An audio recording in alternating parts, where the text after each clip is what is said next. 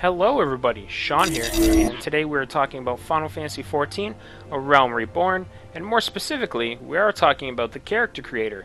When you first start up the game, this is what you're going to see: 5 different races. Here, Elezen, Lalafell, Mikote, and Rogadin. Each one offering slightly different styles of play and their own history and background, and as soon as you pick a race, like the Lalafell here, you'll come to the next menu. There are 2 clans within each race, which you can see on the right hand side. They each have slightly different histories, and you can see that on the left hand side along with the stats. The stats vary from race to race. Some races like the Rogadin are a little beefier, have a little more vitality maybe.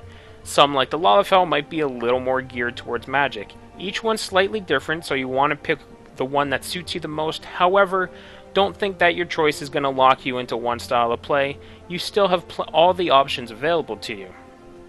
After deciding whatever race you want to play, in this case I picked the Duskwhite Elezen because I am an elf fan, you will move to the customization screen where you get to change height, hair, eyes, whatever you want. There's plenty of options here to kind of make you stand out as your own character within the game. Do keep in mind though that there are plans in the future that you can visit, say, a barber shop to allow you to change your character's hair. That way it's slightly different. You're not going to be necessarily locked into looking at this character model the entire game, but do pick something you like, as you know, it makes the experience a little more enjoyable all around. Next up is the calendar. It is laid out in the Eorzean time. However, it is very similar to our own, so if you want to kind of mix in your own birthday with your character, you can do that. Or if you really want to roleplay your character, kind of give him his own identity, then you can give him a whole different birthday on whatever moon you want, whatever day you want. After the calendar selection is deity selection. There are 12 deities, and they're each aligned with an element in groups of 2, as you can notice by the varying colors in their backgrounds. Each deity gives you a bonus towards some elemental attributes, and you can see this in the top left. The elemental attributes are not very significant from one to the other. There's minor differences between them, so don't pick your deity based on that, but really pick it based on the history behind the deity, maybe what they represent. Each one has their own story, again in the top left corner, so pick the one that suits you the best. In this case, I picked Halone, the deity of Ishgard, because that is kind of the town and the story behind Halone that I like the best.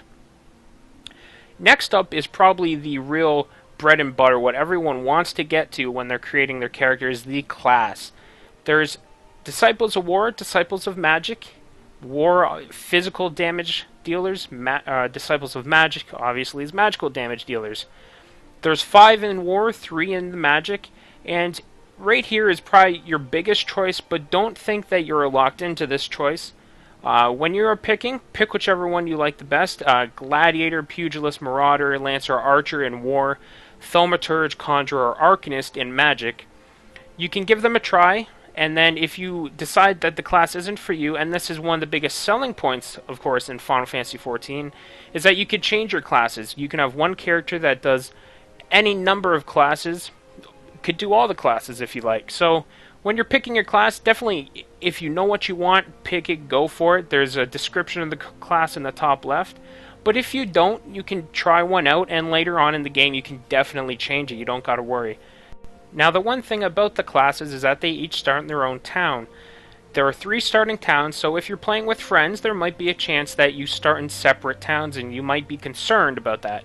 Don't be. It's not a big deal. Very quickly in the storyline, you will be able to travel to other towns and play with your friends again. So it's really not a concern of what town you start in. So don't let that dissuade you from picking one class over another just because they might start in a town away from all of your friends. So after the class selection, which in this case we go Archer, you will come to the world selection. If you have friends, you definitely want to coordinate, get all on one world, and what's really going to help you guys decide that is where you are in the world. And by that I mean, there's 3 options. There's JP, NA, and EU. It stands for Japanese, North American, European. So if you're in one of these areas, you want to pick the one that's closest to you. If you're in North America, pick a North American server. And that's just because This is an MMO. You're going to be playing online, so if you pick a server that's closest to you, you will have the most optimal experience with your connection, your latency, and that kind of stuff. So you definitely want to pick a good server there. After that, you will come to the name selection, first and last name. Once you fill that in, you hit OK, and away you go. That is it for the character creator. So that is it. I hope you enjoyed this video, kind of your first look at the character creator and what you can expect. If you want anything else, you can definitely hit up the IGN wikis. We have a ton of information there regarding all aspects of Final Fantasy XIV: A Realm Reborn. And with that, we'll see everyone next time.